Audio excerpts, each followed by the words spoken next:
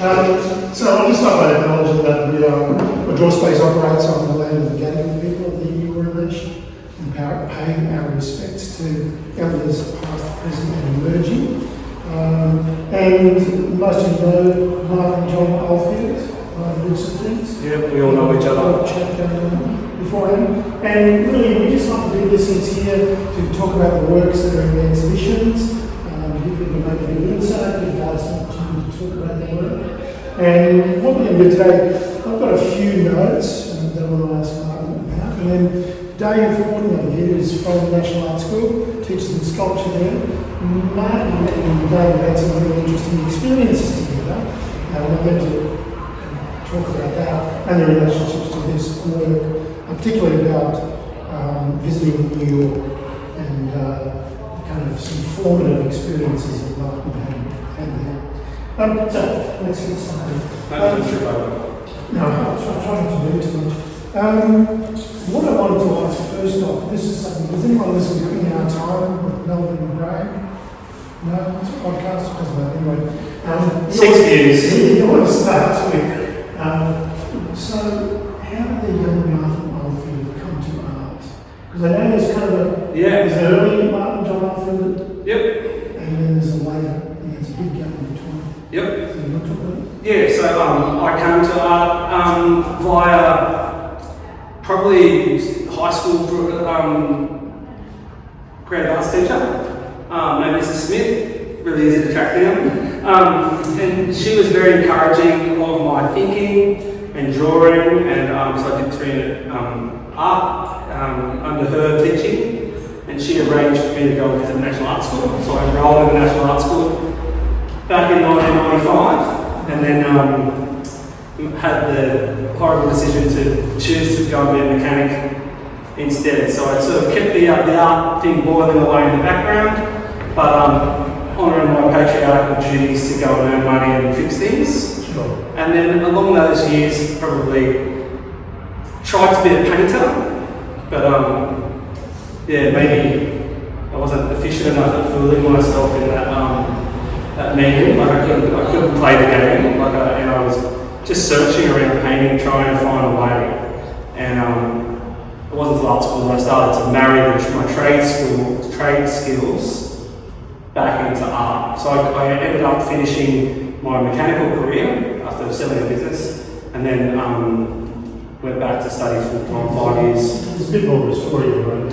Yeah. The work that you were doing was heavy machinery. Heavy machinery, so heavy machinery on airports, civil contracting, way up in the remote parts of Western Australia, where they send you and you'd be the electrician, the hydraulics guy, the boiler maker.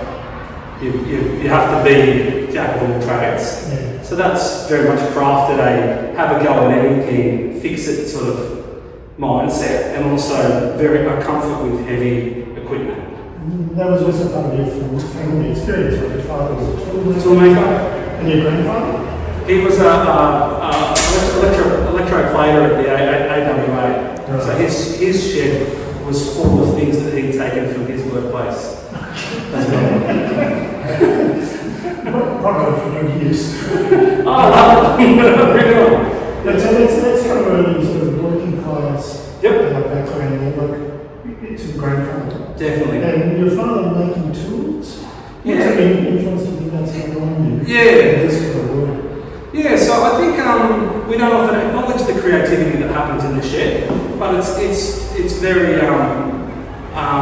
strict. People develop their own language. Like my father loves things made out of stainless steel, but he'll make them all out of balsa wood first, so that he doesn't have to draw a plan, and he takes it to someone and then they make it out of stainless steel. So a lot of his boat, he was into sailing, and a lot of the boat fixtures and fittings and ideas were manifested in stainless steel via balsa wood and long timbers.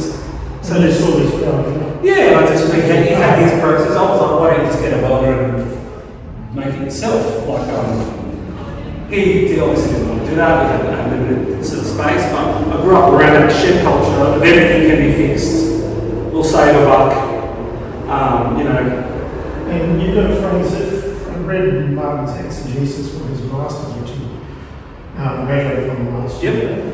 And you had a phrase in that you called capability value.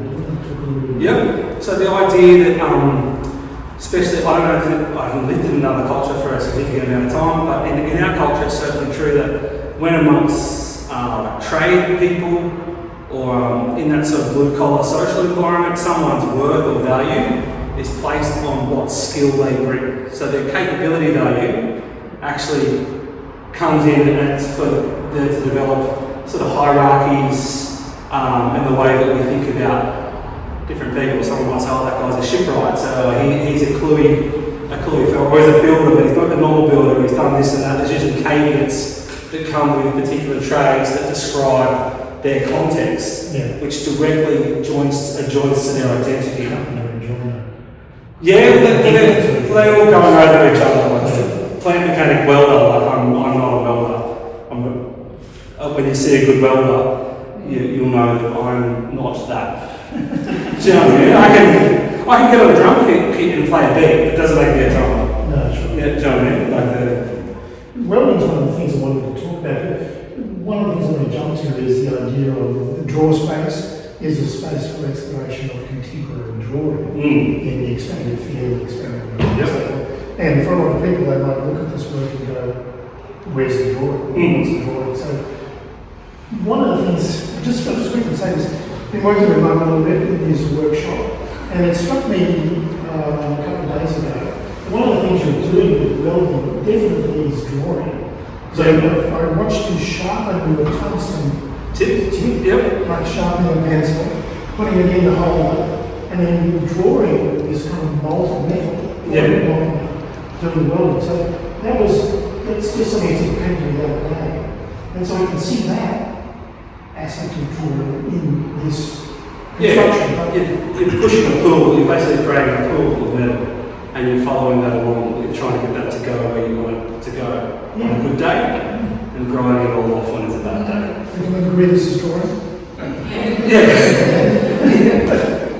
I myself have never been super hung up on the, I think sometimes there's artists that do drawing in space or drawing in the expanded field, and they feel like a real driving conviction to sort of spread the word about that style of drawing. I sort of don't really care. Like I just want to do my own thing. If you want to call it sculpture, call it sculpture. If you want to call it drawing, whatever. If you can just leave me alone, I'm happy.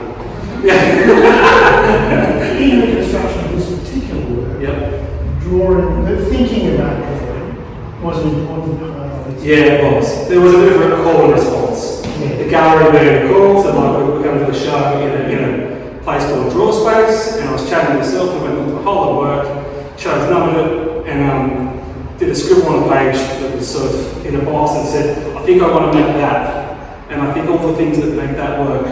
And I've thought about the idea, but I hadn't even done any sort of drawing beforehand, and you'd been a visionary artist, go, just do that then. Yes, very, very matter of fact. There were drawings that I wanted to show, drawings, but I was very happy to have this kind of open, relatively empty space, with this occupying object like this. That is very light. It's got this very strong sense of being drawing light because of these kind of marks that occupy space. And then this beautiful line, and if you follow it from the connection to the wall over there, you'll see that the plane, how the plane sort of moves around these, what would you call these things? Hangers or hooks, yeah. The way it sort of moves around. It's continuous in the way that a laborious strip, the little piece of paper that's going around. It's got for me, it's got that kind of feeling. It could be infinite. I definitely felt like there's an internal sort of thing as well, where the idea is a scribble, like it's very fast. A scribble is, if you ever played the game where you do a scribble on a page and then you make something of the scribble, or better if someone else does a scribble, or you find someone else's handwriting and then you make something of the picture. It's sort of a fun thing. So I had that scribble in mind, but then when you come to actually realising the scribble, each section involves, making something, waiting for paint to dry, running on the scrap, see if it works, and then constantly, it's very slow. So there's a slowing down of what would normally be a very fast thing. So there's a bit of a time thing going on there. Yeah. There was a few weeks in making this, right? Yeah. 6 weeks? Something like that. Yeah. I think it was 48 days or something. What we had on the board from everything. It all come from just had some little ideas and stuff lying around, but I really didn't want to use. I wanted to push myself to make some things. Yeah. And I hadn't worked this way except for one sculpture in my masters. I did one sort of wall mounted thing, and I like the idea of having play with that perimeter. It wasn't bulldog, was it? No, that was called. Oh, it's a really arbitrary name. It's like rock, steel, and wood or something. Yeah. The names of my things are just very direct. So purple stripe trains, then everyone who hasn't read the essay, you want to just talk about purple stripe trains? Yeah, do that. I could see the purple stripe trains was a bit of a riff off the old game we used to play with the kids, where we would set up, we call them sky trains, we'd tie a piece of string up to the top of the wall and then one down to the floor, and we'd make little Lego buggies that fly down the string and invariably smash into the corner. A great game for rainy days. It was probably one of the only games that my brother Steve and sister would both join me in playing when I was growing up. It was always like that. They're like 4 or 5 years older than me, so when I had kids in Australia, I was like, where can we do our sky trains? We're on a single level, so we had to be a bit more inventive. So the hook, I think, is still in the ground in my son's room. Oh, really? He's now 6'1" and 13. And there's no purple stripe trains anymore. No, they did laugh when I told them the name of the show. They probably wouldn't know. School high is quite bored, which is good. They laughed. When I told them the name of the show, they thought that was funny, which is good to get a laugh out of your children. But the root for me is in that the sense that you're taking something that you used to play with, and it's a real simple idea, and you're then playing it in a context of art, and sort of morphing those ideas, which is no different to the idea of taking a trade skill that you used to fix something, taking that and using it as a way to create expression and sort of morphing ideas, and you can sort of join stories, you can join experiences, you can join times of your life, you can join those things and then celebrate them in the making. And have that sort of, that little conversation with yourself. Around materials and narratives and... Yeah, you've got a particular kind of sort of materials that you've been working with over the last few years, right? Yeah. Sandstone, steel. This strategy was made in appearance before as well. Using the tension. Yeah, I've had an axe-driven machine in my bachelor, and I like the idea. A tension scrap communicates the feeling. Yeah, the feeling of weight or something like that. And there's something very cool about when the creaking and you've got something like 70 or 80 tons hanging off straps. The sounds of it. Is this delightful? Committing anything? Yeah. You kind of feel. Yeah, you feel it and you want to sort of, you imagine, like there's often speculation with his work, are they tight, are they loose? I sort of like breaking that and just touch them and then you'll know. It sort of pushes, as we put it up. So it's pushed just to the limit of the 10 mil brackets, that's all it can take. So. Yeah, it was surprisingly quick to install the day. Yeah. Which is great. It's a testament to Martin's ingenuity, because it's all kind of, as you can see, probably, is it all comes apart and then it goes together in tension. There's still the tension like this line.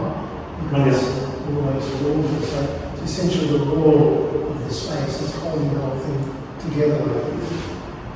Yeah. You ask Dave to come and talk about your new work and sculpture. Yeah.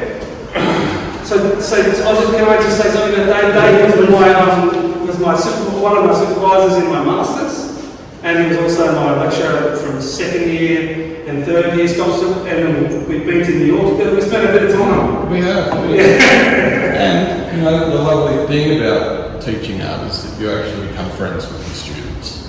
And I feel like that is a really nice thing. Yeah. I'm getting my first look at the sculpture today because I've just come back from the New York trip. Yep. And I'm still in a bit of a spacey jet lag, so forgive me if I'm not as clear. Isn't that your normal state? Probably.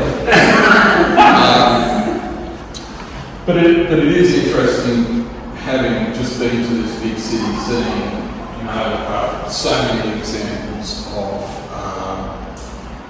object making, and especially in the pre-20th century, pre-constructivist stage of objects displacing space, and then in the 20th century, the invention of constructivism and assemblage, that shift into provoking of space.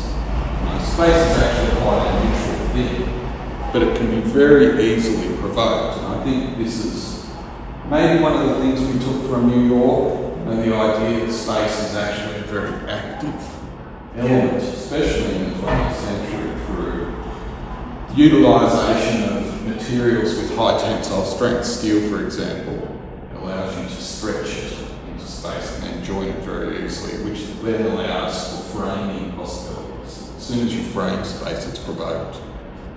So the space is neutral until it's provoked. One of the things that or a tangential link that I try and make in the New York trip is when we're at DB and we're looking at Richard Serra's torqued ellipses, which are heavy duty steel. They're about 3 inches thick, and he uses the steel in such a way to create these very uncanny spaces, not unlike architecture. But They're freestanding. they're freestanding, and they kind of choreograph the way that you move through these spaces. And they're very much about space. And the thing I like to make a link with is Fred Sandback. So I found it really interesting that you identified Fred Sandback. Fred Sandback uses yarn, and it's taut against substrate, so walls and floors and right space. Very different material, almost ethereally different to Richard Serra's heavy steel, but I think the motivations are the same. It's about that provoking of space. Yeah. So when you're in the presence of those sandbags in the appropriate display settings, those things suddenly feel like architecture. There's an architectonic quality, not unlike the Serra's, and they become a very uncanny experience. So when I came in and saw how taut the line was, I thought, that's the key to this work. If this line was even slightly flaccid in any way, you lose the sculpture. And I like Fred Sandback's works where that line is absolutely taut. Being a maker, you end up down on the floor going, how do I do it? Looking at this items going, wow, the execution of this is so right. That's the only way that it can succeed is through the clarity of the execution. I thought you brought up some really interesting points in relation to the planar shiftings, Gary, because one of the things that constructive sculpture allows you to do is to actually model space. And that's what I'm seeing in this work, is that space is actually an entity now. It feels completely modeled and shifted through the framing, through this vertical line and these other elements. Especially as you move around it. It's shifting, absolutely. It satisfies all of those things that drawing does, which is a line, outlines of things. But I still ultimately think this is sculpture. Sure. Yeah, it is. One of the things that I'll often say to my students, look, if it's three-dimensional and useless, it's probably a sculpture.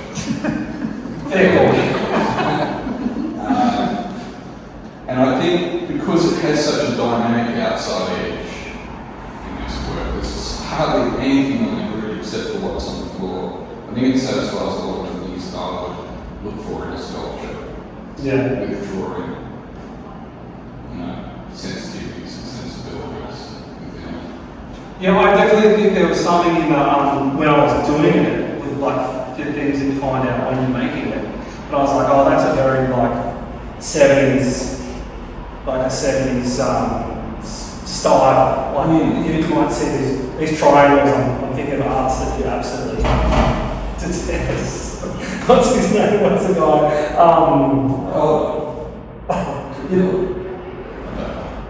He bolts them all together. Every city has one. Alexander Cole. Yeah, Cole. Yeah, like there's a style about his work that I started to sort of, and then deliberately went, next line I'm really not going to be doing that. Like, I don't know, it's just a funny little conversations you have with yourself, but yeah, like because it's not a heavy material, the language is different. Definitely. So you might have a shape that might replicate, but the language changes because of the material. So I see this as much more linked to Marcus Severo. Yeah. I think this is more in that. I'll say that's a compliment for his work. One of the things that the New York trip is good for, when you first start, you're seeing some of the most major collections in the world. You're seeing major works by major artists. And in Australia, it's just the economies of scale. We tend to see in our collections minor works by major artists. So that in itself is a big thing to see. Really important works, and not just one, but lots of them.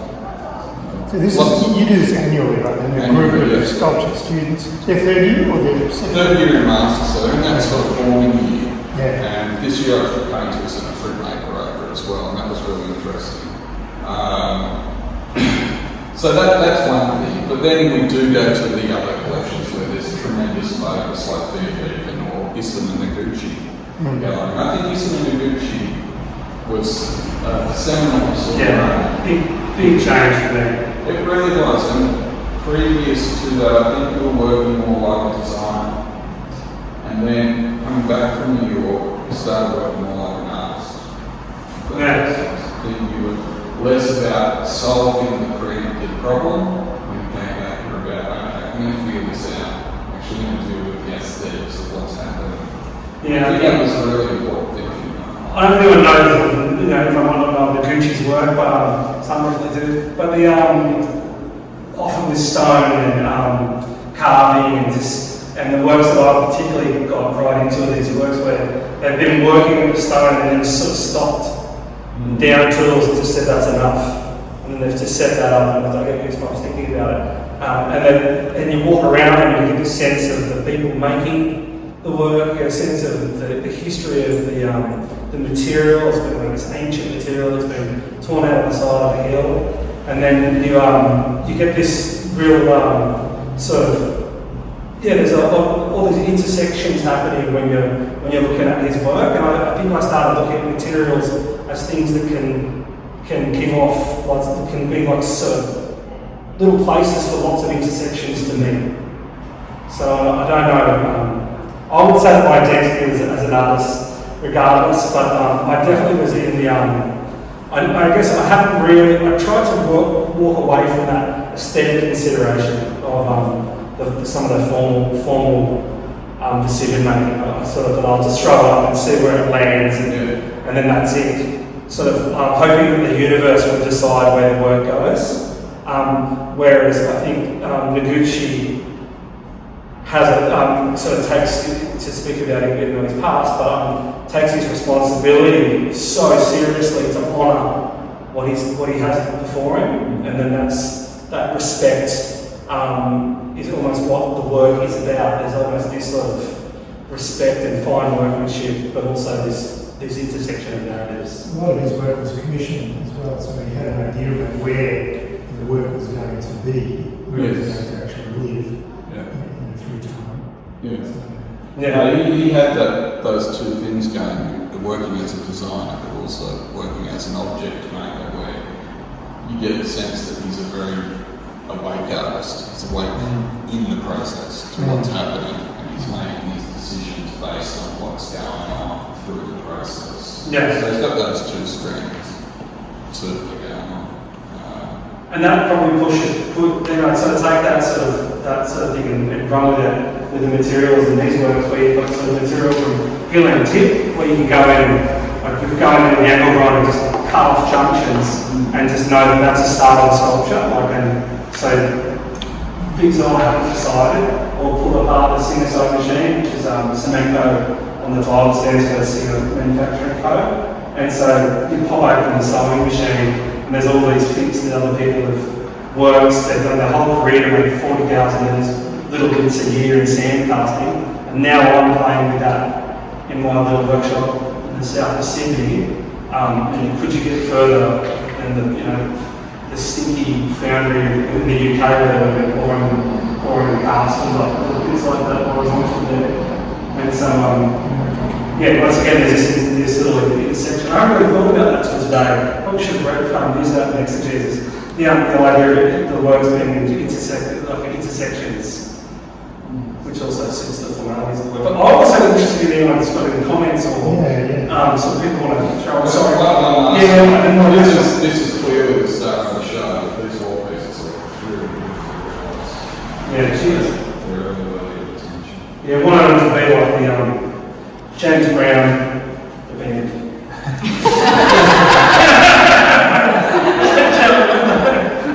They're the only one that's James Brown out front. But David's a very accomplished musician and has a wonderful musical knowledge. That's why I sort of probably went to the musical reference. And we spent a lot of fun times in New York seeing jazz bands and talking about musicians and talking about how much money we spent on guitars over the years. Dave spent a lot more than me, even.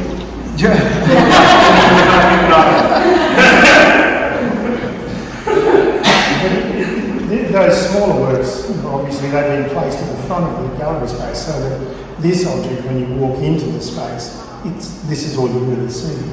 It's in this three-sided volume, five-sided volume really. And the smaller works kind of turn around and you just come in as you leave. So they're in the same space, but you can attend to them in quite different ways. Yeah, people definitely watching their bodies. They come in and don't go anywhere near this thing. They just stay around the edges, and then they'll double back around and go back. And there's that wall being black is a very deliberate decision. So that all these lines were off a blank, sort of blank area. The white cube. We've had a comment. Some people hate the white cube. Amanda had someone in here. I actually could tell it would have been Paz was lecturing her about hating the white cube and all this sort of stuff.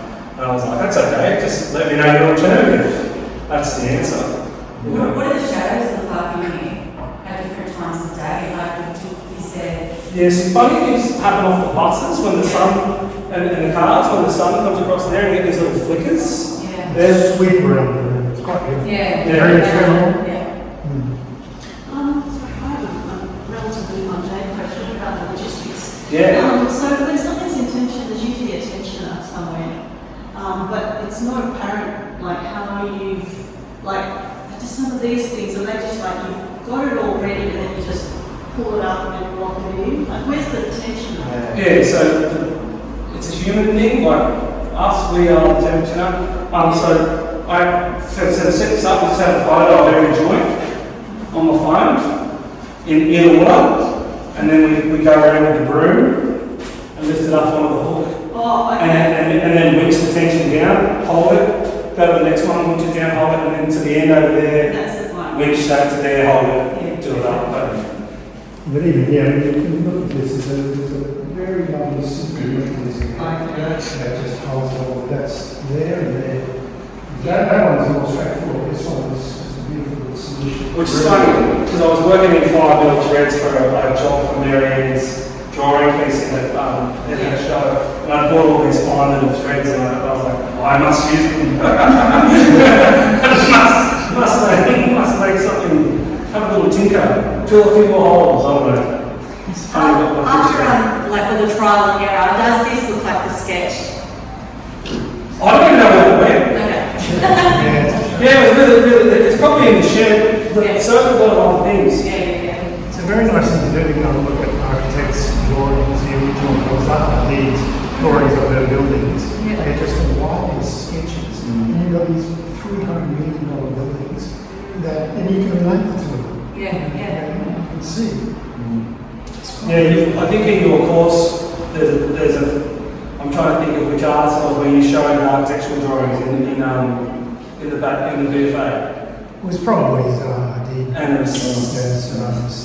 And it's, Yes, what's impressive about them, there's not a lot of them. There's not a lot of artists, No. but you get a feel of space and what the little bodies in the space are experiencing. They were Cabuso. Yeah, he did, beginning of the 20th century, very different style of drawing, about trying to sell the space and have people occupy it, especially the kind of the difference in the grandeur of some of these spaces. And by the time we get to Hadid, she's just much more gestural. And it's not so much about it. It's about talking to the drawing, using the drawing as an aid to the expression, rather than the drawing of the work, which is what people say is the drawing. It sounds very good. Here it is, right there. Most of them. Yeah. Can I just say that the contrast of how organic and fine like pieces of metal are, because I think that's where the organic shape comes from anyway. When you're talking about like the playing with kids, like I'm just looking at this as the hydrangea in our front yard and this purple line is like a spider's web or or like where kids have climbed a tree or something. Do you know what I mean? It could be presented on any wall. Do you know what I mean? This could be there in the tension on the floor. Yeah. Do you know what I mean? It's so versatile in that there is that kind of this is the the drawing, the line, but how it works within the shape can be infinite, like someone mentioned before.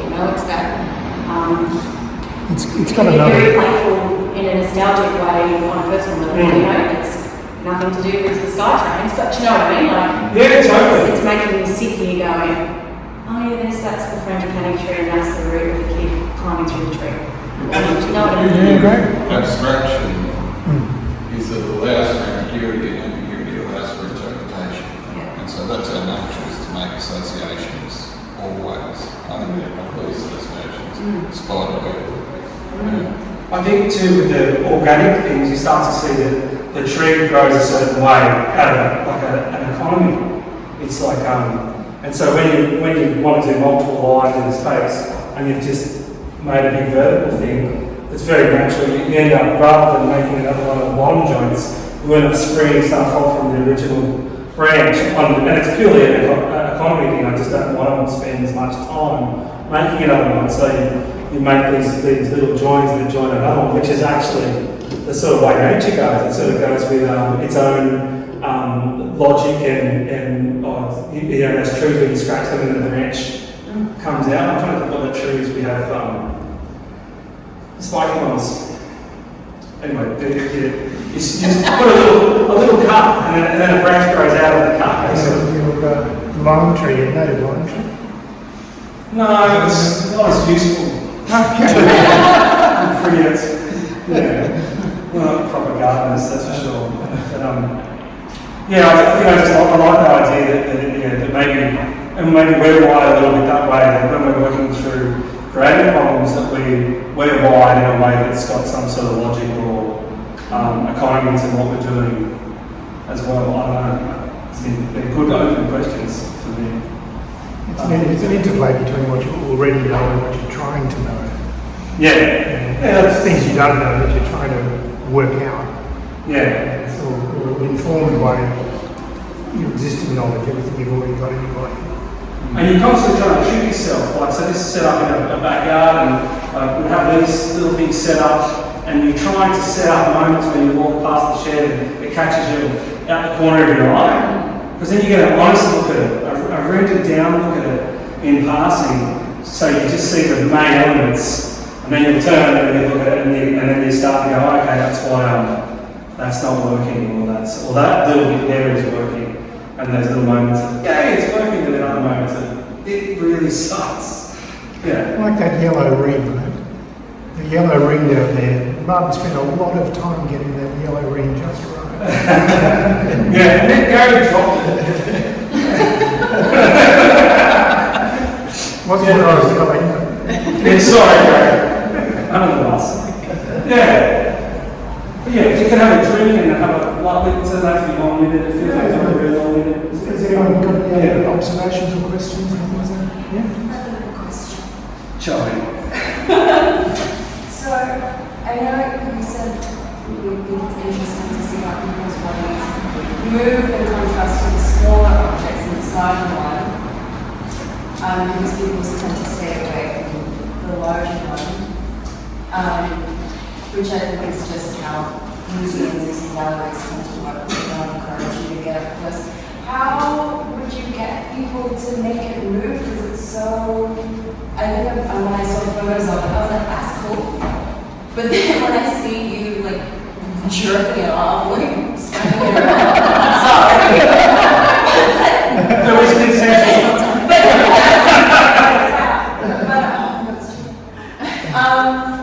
But it's more, I mean, from what I know of your practice, this is your work. Because of that the silly doodling, that's where the humor, where I find where humor comes out. It's this funny, movable sculpture that doesn't look like it should be moved. How would you want to get people to start poking at it? I don't know, how do you deconstruct like a cultural thing that we build around galleries? And sometimes, well, if everyone touches it, then the strap will end up really dirty and it doesn't look so good as well. So I'm a bit the same with you. Like, I want it to be fun and I like people to touch it, but I also know that if it's in a high traffic zone, like you see those sculptures where, you know, they're quite beautiful. I'm thinking of some of the Sarahs where they're in public spaces and people have just touched them so many times they mess with the patina and it no longer reads like a perfect, pure yeah, and you're just like, oh, could you just not have touched it? It's interesting the Sarah at Gibbs Farm, which it's on a farm, so there's sheep, and the sheep want to rub themselves along the contour of the sculpture. It's a 250 metre sculpture. So the layering is actually warm and smooth, and the sculpture has lost its illusion in the way that the floor plan of the sculpture hits the ground. And so sometimes those things, you know, they actually get spoiled by touch. Yeah. Depending on the point of view. Depending on well, no, I suppose that's true. When you deal in opinion, I think it's been spoiled. Unless in a, I don't know, like in an ephemeral sort of performance way, that a little fray that kind of, you know, gets pulled at the fray. If this was frayed, I'd be pulling on it before I walk out the door. Yeah. If I want to have my little part in taking a little bit of that tension away because it's so beautifully dense. But if it was frayed, I'd want to frayed. But, you know, if that was an intentional thing. The strap, the cleanliness of the strap. I had two straps, one for making the sculpture and one for putting it in the space. And that was probably because I was looking for that. I knew it's a white space, one had a bit of a crisp vibe. So the purpleness is important to the sculpture. If you look at this thing and imagine that strap as black or as grey or even as white, it would become a completely different work. The experience of it would be radically different. Well, the colour is tone as well, so that's a middle tone, that purple, so a white would be a light tone, white would be a heavy tone that would radically change. So I picked the purple because it's opposite to the sign. Really basically, well, I just think that it's opposite on the colour wheel, and I was like, I was thinking, I just want the work just to look like it's meant to be in the space, and if it's riffing off if it's even got some connection to the sign, a little bit like formal decision in sculpture where you might say, I'm going to take it out here because it's half of that, and then that looks right because there's a measurement, and then I'm going to double this because there's always I've been working with Harry Fasher, and she's often just in her formal thinking about sculpture, but that logic is playing in there all the time. Well, that's actually 2/3 of that over there, or 2/3 here again, and she's looking for repetition and these connections that make something seem right. And that's a little bit like the sign. I was like, well, that yellow is on the front of the building. It'll feel right if it's got a link via the colour wheel. Anyway. Yeah. Let's collapse it all back again to conversations. Yes. And, yeah, cheers,